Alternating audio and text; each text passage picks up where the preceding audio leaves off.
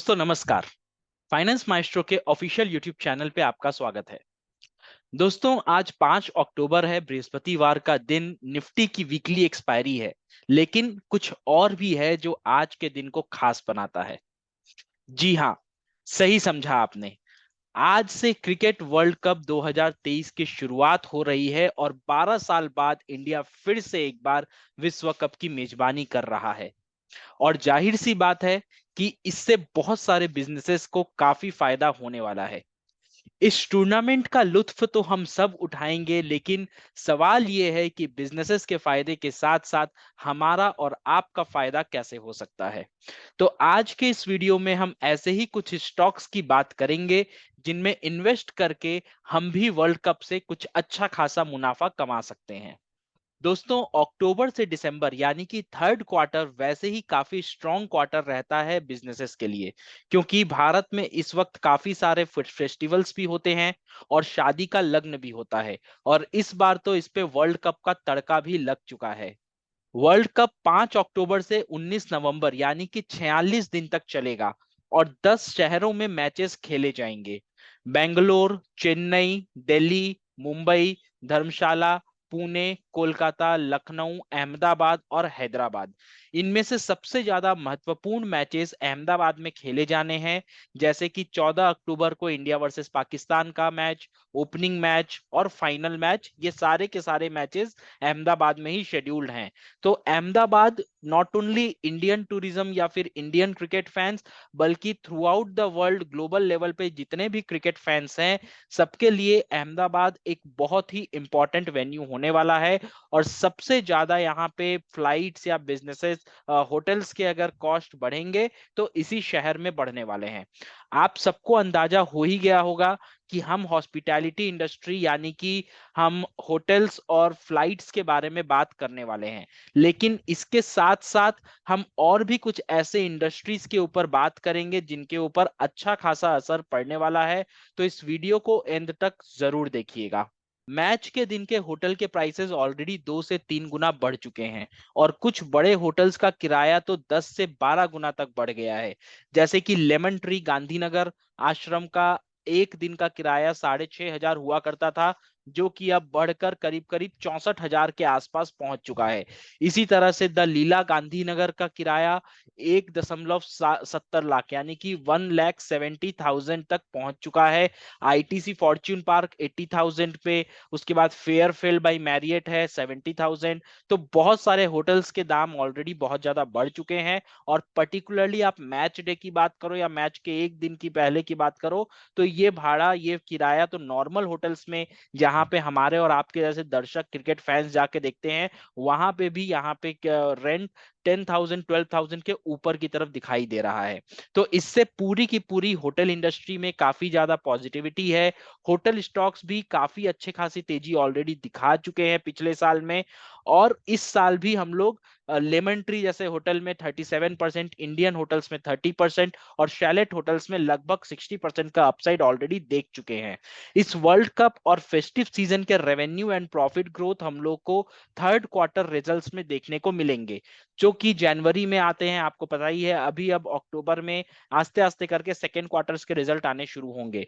तो इनके प्रॉफिट और रेवेन्यू पे जो भी इम्पैक्ट होना है इस वर्ल्ड कप का, वो आपको ज्यादातर जनवरी वाले क्वार्टर में जो रिजल्ट आएगा यानी कि Q3 का जो रिजल्ट आएगा उसके अंदर हम लोगों को देखने को मिलेगा।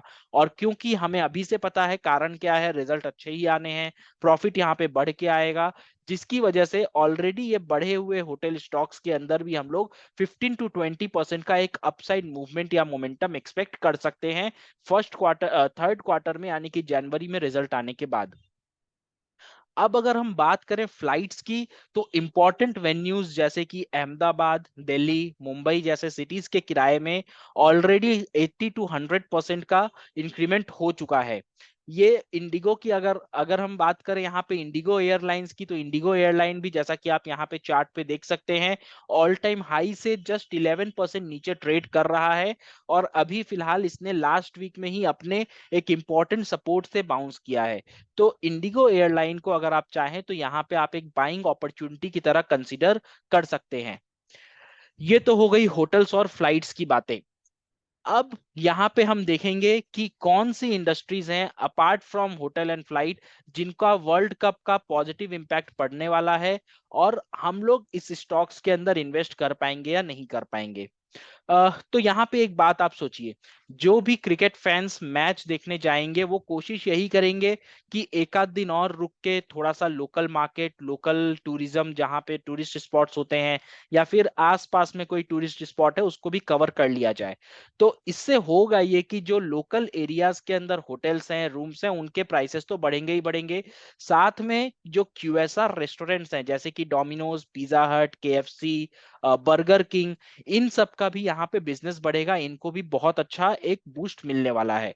तो यहाँ पे आप होटल और फ्लाइट इंडस्ट्री के साथ साथ क्यूएसआर स्टॉक्स जैसे कि देवयानी इंटरनेशनल, उसके बाद आरबीए जो कि बर्गर किंग की एक फ्रेंचाइजी यहाँ पे इंडिया में रन करता है, जुबलियन फूड्स जो कि डोमिनोज की फ्रेंचाइजीज रन करता है, सफायर फूड्स, इन सारे स्टॉक्स को भी कंसिडर कर सकते हैं।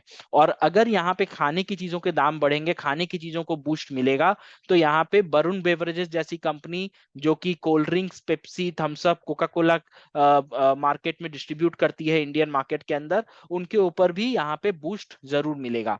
साथ ही साथ अल्कोहल कंपनी जैसे कि United Breweries, United Spirits, then उसके बाद रेडिको खैतान, इन कंपनीज में भी आप आराम से एक अच्छा खासा बूस्ट एक्सपेक्ट कर सकते हैं, और इन स्टॉक्स को भी आप कंसिडर कर सकते हैं। इसके अलावा अगर एनालिस्ट्स की माने तो टेलीविजन और डिजिटल एड रेवेन्यूज भी 2200 से 2400 करोड़ को टच कर सकते हैं, जो कि एक बहुत ही बड़ा नंबर है।